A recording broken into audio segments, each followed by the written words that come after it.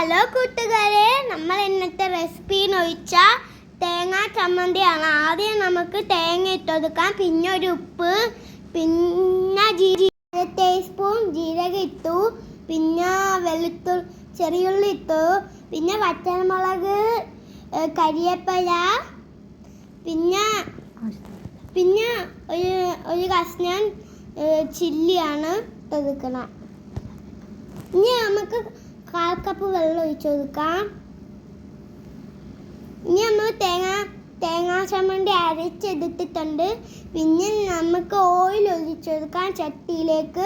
പിന്നെ നമുക്ക് ഇച്ചിരി കടുക് ഇട്ട് കൊടുക്കാം. പിന്നെ നമ്മൾ കുറച്ച് കരിയേപ്പില,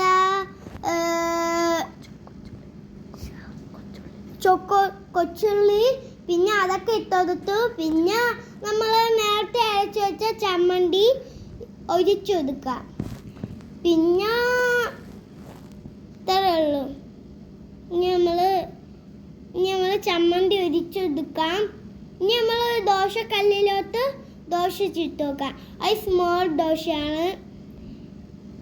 അങ്ങനെ നമ്മൾ ദോശ ചുട്ട് കൊടുത്തിട്ടുണ്ട്. ഇനി ഞാനത് തിന്നുകയാണ്. അങ്ങനെ ഞാൻ തിന്നു